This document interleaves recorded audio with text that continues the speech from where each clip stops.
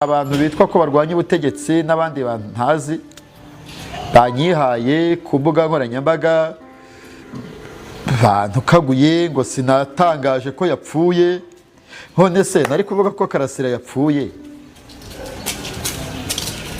ajya kunywa ibinini ntari mpari mu gihe cy'iperereza, kuko ibinini yabinywereye mu mbuga ahari kamera.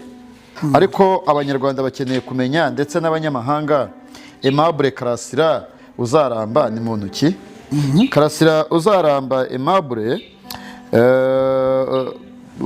ubundi ni umukinnyi wa karate.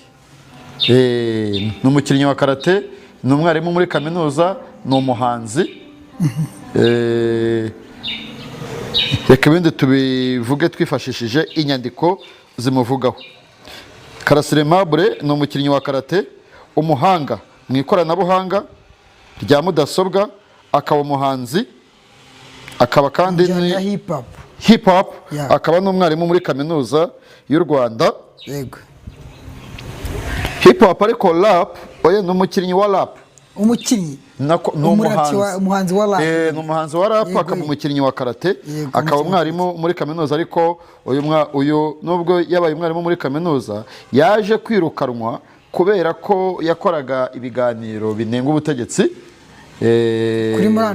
kuri murandasi, aho yanifashishaga umuzitaro we witwa Ukuri Mbona. Uyu mugabo yakoze kugaragara kandi ku kinyamakuru cyangwa se kuri YouTube yitwa Isimbi, yaciye kuri Cita, yaciye kuri Kwezi TV.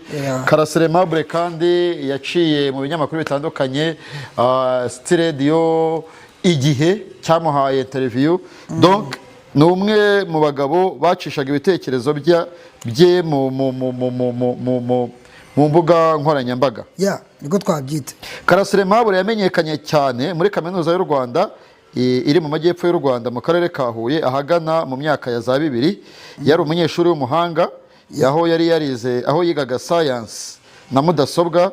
Urumva uyu Karasira Aimable birumvikana ko yakunze kubaho wenyine, nta kigare yagiraga, nta kigare, ntumubone mu bantu. Ariko burya umukinnyi umuntu w'umuhanga nka Karasira, byanze bikunze abanyeshuri barihiringaga bakaba inshuti ze kugira ngo abatize ku bwenge. Hanyuma ntabwo yitwaraga nk'abandi, nk'abantu bize i Butare haba amagurupe menshi atandukanye, nta gurupe n'imwe Karasira yabarezwagamo.